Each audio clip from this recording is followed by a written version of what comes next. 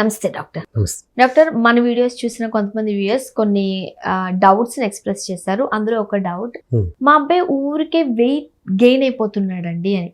General గా మాకు వచ్చిన డౌట్ ఏంటి అని అంటే, ఒబే అవుతున్నాడు బాబు అని అంటే రైట్, అది ఫుడ్ హ్యాబిటో ఇంకోటో కావచ్చు. బట్ మిమ్మల్ని సజెషన్స్ అడుగుతున్నారు.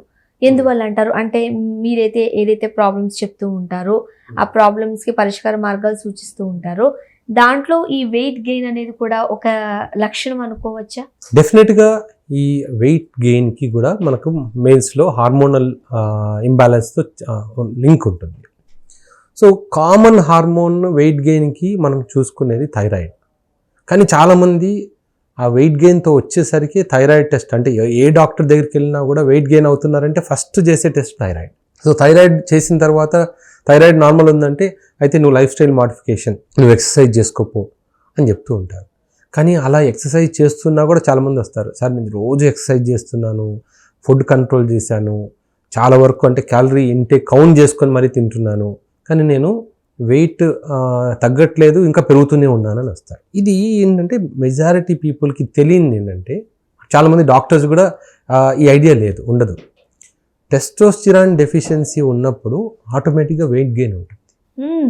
సో చాలామంది మేము ఎప్పుడైతే టెస్టోస్టిరాన్ వేరే ట్రీట్మెంట్ కోసం టెస్టోస్టిరాన్ కోసం వస్తారో, సో వాళ్ళు కామన్గా చెప్పే మా కాంప్లిమెంట్, డాక్టర్ గారు ఇది మీరు దేని గురించి ఇచ్చారో కానీ నాకు ఇప్పుడు కొంచెం బాడీ లైట్గా అనిపిస్తుంది, వెయిట్ లాస్ ఉంది అని చెప్తూ ఉంటారు. అంటే కాంప్లిమెంట్ లాగా, థ్యాంక్ యూ డాక్టర్ అని.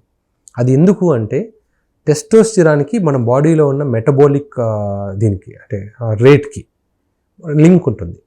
మెటబాలిక్ రేట్ అంటే జనరల్గా మనము ఒక 1 కిలోమీటర్ నడిచామనుకోండి, ఎన్ని క్యాలరీస్ ఖర్చు అవ్వాలి అనేది అందరికీ స్టాండర్డ్. ఫీమేల్స్కి అయితే ఇంత, మేల్స్కి అయితే ఇంత, ఓల్డ్ పీపుల్కి అయితే ఇంత, బాయ్స్కి అయితే ఇంత అని జనరల్గా ఫిక్స్డ్ రేట్స్ ఉంటాయి. సో ఇప్పుడు ఎప్పుడైతే మనకు మెటబాలిక్ రేట్ స్లో డౌన్ అయిపోయింది అనుకోండి, ఈ థైరాయిడ్ డెఫిషియన్సీలో కానీ, విటమిన్ డి డెఫిషియన్సీలో కానీ, టెస్టోస్టిరాన్ డెఫిషియన్సీలో కూడా ఏమవుతుందంటే, మనం చేసిన పనికి ఎంత ఎనర్జీ కన్జ్యూమ్ అవ్వాలో దాంట్లో 1/2 అని కన్జ్యూమ్ అవుతుంది.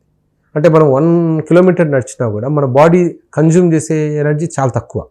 అప్పుడు ఏమవుతుంది, మనకు ఆ క్యాలరీస్ బర్న్ అయినప్పుడే మనకు వెయిట్ లాస్ ఉంటుంది. ఫ్యాట్ డిపాజిట్స్ అన్నీ కూడా బాడీ యూజ్ చేసుకోవాలి. ఎప్పుడైతే బాడీ ఫ్యాట్ని కన్జ్యూమ్ చేయడం ఆపేస్తుందో ఆటోమేటిక్గా అది ఫ్యాట్ అగ్రిగేట్ అయిపోతూనే ఉంటుంది, వెయిట్ గెయిన్ అవుతూనే ఉంటారు. సో టెస్టోస్టిరాన్ ఎప్పుడైతే డెఫిషియన్సీ స్టార్ట్ అవుతుందో ఆటోమేటిక్గా మన బాడీలో మెటబాలిక్ రేట్ తగ్గిపోతుంది. మెటబాలిక్ రేట్ తగ్గిపోతే ఈవెన్ మనం రెగ్యులర్గా చేసే ఎక్సర్సైజ్తో కూడా వెయిట్ గెయిన్ ఉండదు.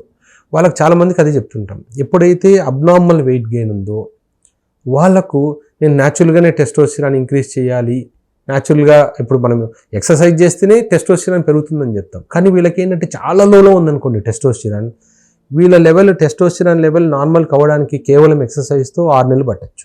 అంటే ఇంతకు ముందు మన ఎపిసోడ్స్ లో మాట్లాడుకున్నట్లు మీరు అన్నారు, ఎక్కువగా వాక్ చేయడం వల్ల, బ్రిస్క్ వాక్ చేయడం వల్ల మనం ఈ హార్మోన్ ని పెంచుకోవచ్చు. కానీ ఎప్పుడు చాలా టైం పడుతుందేమో కదా, మరి బార్డర్ లైన్ లో ఉన్నప్పుడు ఇది పనిచేస్తుంది.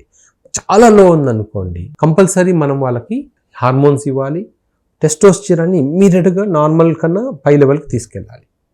సో ఈ నార్మల్ కన్నా పై లెవెల్కి తీసుకెళ్ళినప్పుడు ఆటోమేటిక్గా ఇమ్మీడియట్గా వాళ్ళకి మెటబాలిక్ రేట్ చేంజ్ వచ్చేస్తుంది. అప్పుడు ఎక్సర్సైజ్ చేశారనుకోండి, వెయిట్ లాస్ బాగుంటుంది.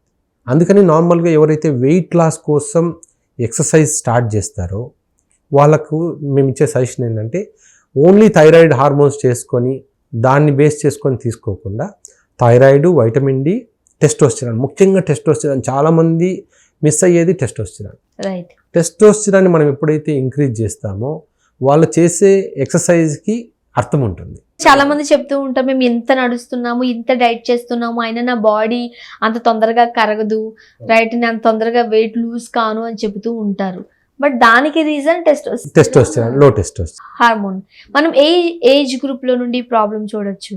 ఇప్పుడు టీనేజ్ బాయ్స్లో అంటే చిన్నపిల్లల్లో కూడా సేమ్ ప్రాబ్లం ఉందమ్మా. ఎందుకంటే అక్కడ హార్మోనల్ ఇంబ్యాలెన్స్ అనేది ఏంటంటే two much of junk food.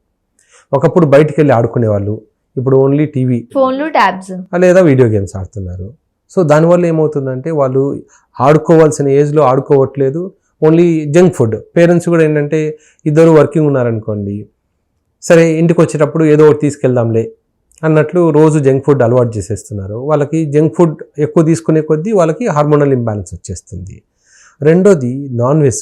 ఇప్పుడు మీరు న్యూస్లో చూస్తే మీరు చికెన్ పెరగాలన్నా కూడా తొందరగా పెరగాలంటే హార్మోన్స్ ఇస్తున్నారు వాటికి, ఫిష్ తొందరగా పెరగాలన్నా వాటికి హార్మోన్స్ ఇస్తున్నారు. ఇలా సో దేన్ని అంటే అన్నీ అడల్ట్ అయిపోయాయి మొత్తం. గ్రోత్ ఇంజెక్షన్స్ ఇస్తున్నాం. సో అవి ఏమవుతాయంటే డైరెక్ట్గా అవి తీసుకున్నప్పుడు పిల్లల్లో కూడా హార్మోనల్ ఇంబ్యాలెన్స్ వస్తుంది. సో ఈ పిల్లల్లో హార్మోనల్ ఇంబ్యాలెన్స్ రావడానికి మెయిన్ ఏంటంటే వాళ్ళు ఆడుకోకపోవడము, too much of junk food తినడము. టీనేజ్లో ఏంటంటే హ్యాబిట్స్.